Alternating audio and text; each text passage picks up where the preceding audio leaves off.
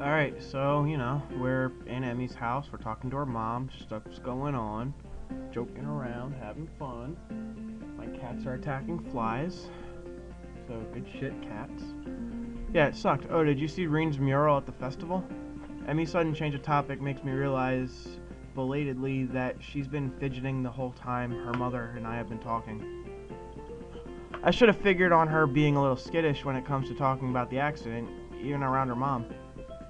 No, I didn't make it out to the festival, remember? Although I caught a glimpse of it at your track meet, it seemed pretty weird to me. I think that's more or less what she was going for. She talked a lot about it being dreamlike, or trying to make it dreamlike. Ren's art is one of those things I don't think I'll ever understand. That's not surprising. I don't think Ren expects to be understood. She told me once that her art allows people to understand stuff they wouldn't understand otherwise, but all the same, she doesn't think it actually works that way. I'm surprised that Emmy's talked about this with Rin extensively enough to actually have Rin's opinion, such as it is. Although I expect that Rin could not, if she were so inclined, say the same thing about Emmy's. Unless, of course, Emmy is purposely keeping me in the dark about everything, which is likely but unpleasant to think about. I drift down this unpleasant train of thought for a while, losing track of the conversation. Hey, Emmy, I've been meaning to ask. Huh? Are you going to visit your father this year? Oh, let's see how this goes. From the way she says it, you'd think Emmy's mother was talking about the weather. From the way Emmy reacts, it's clearly not the weather they're talking about. She flinches, a slight jerk of the head backwards, as if she's just been slapped in the face. Can we talk about this later? There are tears in her eyes. You can see them well up a bit. Her voice sounds brittle, strained. It looks as if she's been severely shaken by the question. It seems that Mrs. Abarazaki misjudged just how close Emmy and I are. Some things, it seems, are best not conversed about with me around. Her father is one of these things. The accident that took her legs is probably another one of those things, if her reaction to the earlier conversation between her mother and myself is any indication. It doesn't take Emmy's mother long to realize she's screwed up. Of course we can, dear. I'm sorry to bring it up. I just wanted to ask so I could make plans. It's fine, don't worry about it. Emmy fidgets nervously as if embarrassed by her own reaction. I confess that her reaction is confusing. She only just mentioned her father to me earlier today. Less than a few hours ago, even. Why does a simple question about when she'll visit her father cause such a strong reaction? You already know why, I know why, and fucking they know why, but this guy right here, Hassal, he don't know why. Unless whatever serenity she claimed to have reached by the means of our talk the previous evening has suddenly evaporated. Or it didn't help as much as she thought or claimed. I'll be right back. Gotta visit the little girl's room. So, hot mom.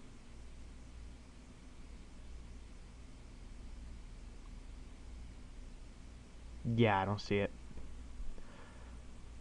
It's a cartoon. Emmy gets up suddenly and leaves the table, leaving me and Mrs. Barzaki alone. I'm a little conflicted. Should I go after her, or should I stay here? It's obvious that Emmy's departure was not based on the call of nature. Something's bothering her, and I have to know what it is. How about it? No. No. You don't go after her. You get the information from someone else. You remember what Teacher Man told you. You don't get it directly. You get it by observing.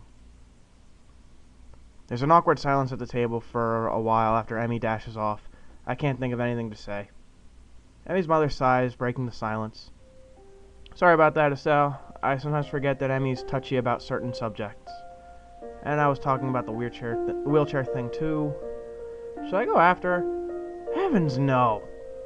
She didn't leave the table to continue the conversation, you know. What if she's troubled? Shouldn't someone help her? If it were anyone else, I'd say yes, but my daughter is stubborn as a mule, and if she wants to be alone, it's best to let her be alone.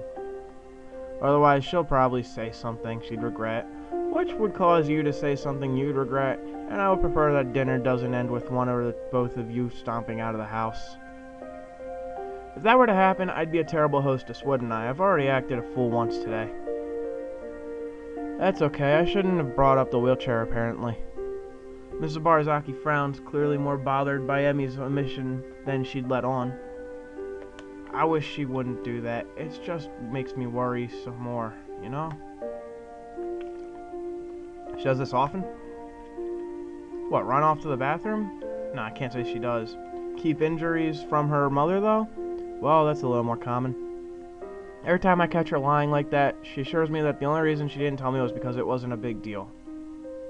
If it's any consolation, I'm sure the only reason I knew about it at all was because I saw her every day. This elicits a dry chuckle from across the table. Mrs. Barzaki sighs a little sadly. Still hesitant about getting close to people, huh? I keep hoping she'll get over that.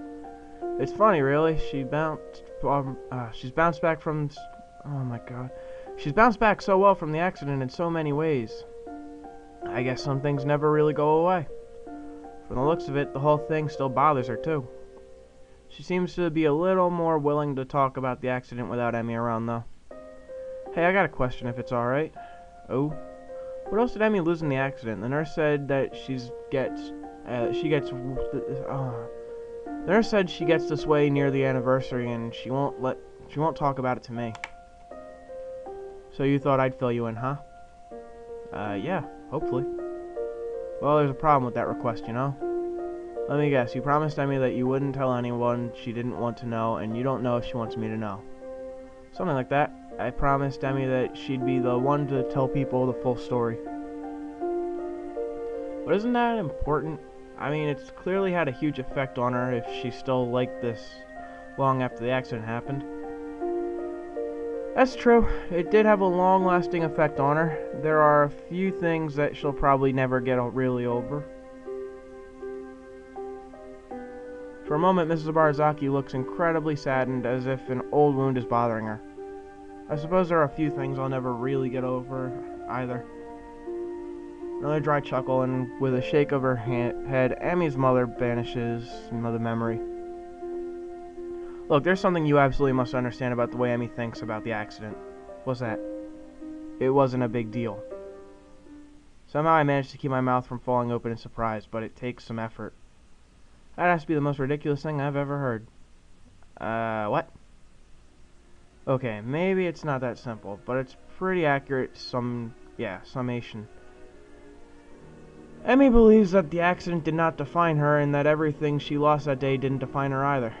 She's not that girl who lost her legs, she's the fastest thing on no legs. Her optimism and energy came out of that wreck without a scratch, as far as she's concerned. Yet it goes beyond that, doesn't it? I mean, last night she told me she refused to rely on me because it would make losing me too painful. Not really. You said she won't tell you about the accident, even though you've asked her about it before. The reason she won't talk about it is, or when you ask, because to her it's not something you absolutely need to know. Even if she wasn't terrified of getting too close to anyone, she still wouldn't talk about it. She's afraid of being close to me? Oh goodness me, yes. For all that talk about being unscathed by the accident, she's gained the ugly knowledge of how quickly it can all be over. So she's not going to let people get especially close to her, and she certainly would resent any implication that she cannot work through this on her own. But I don't think she can. Oh no? Are you sure you've been dating my daughter and not somebody else?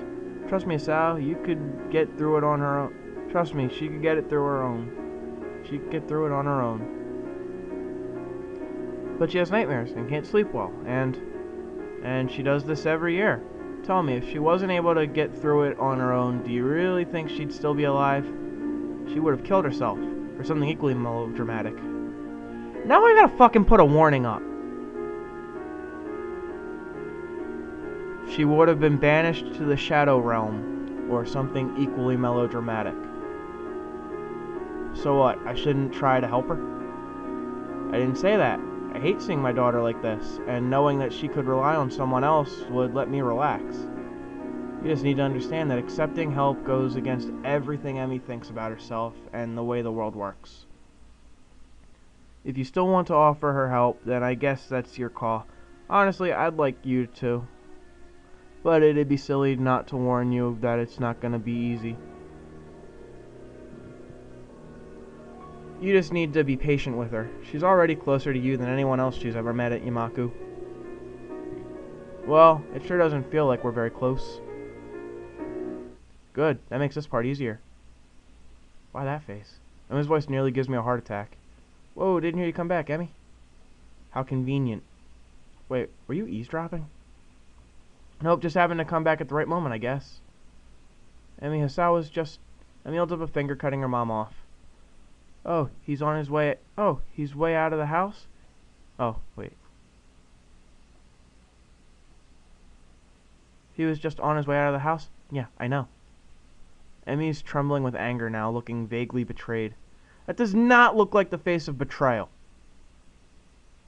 I mean, don't be ridiculous. We were just... You promised. You promised.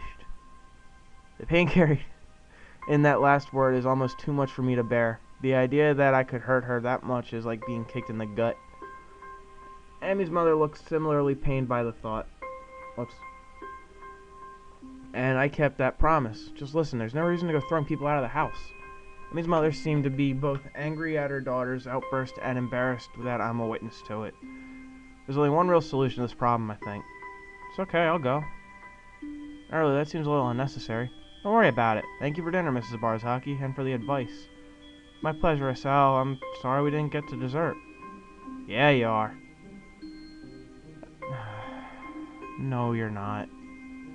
That's okay, I have to watch what I eat anyway. Good evening, Emmy, Mrs. Barzaki. The formality of our conversation, coupled with the fact that I'm getting ready to leave, seems to snap Emmy out of her anger. No, wait, I'm sorry I've been so... After last night, I just thought... You don't have to go, I take it back, it's okay. I can't help but smile slightly. She can barely articulate her apology, and I really would like to stay. But I don't think I can right now. I need to think about what her mom said, and about what I'm gonna do about this. I don't want to risk accidentally getting Emmy angry again in her current state either. No, I think I'd better leave.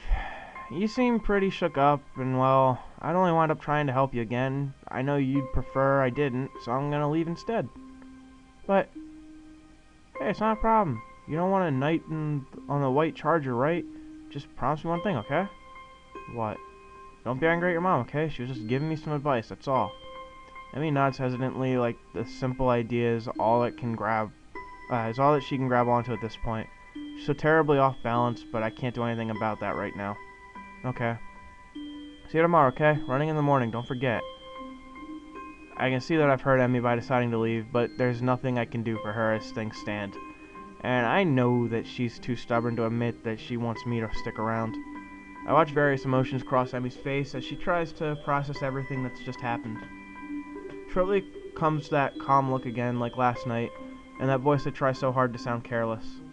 Sure, Sal, see you around. Both of us are unwilling to concede emotion at this point, and I'm having a hard time keeping up my facade. So I turn on my heels and walk out the door. I shut it behind me slowly, pausing for a moment as the latch catches my hand on the doorknob. Did I make the right decision just now? Should I have stayed and tried to work things out? No, I decide.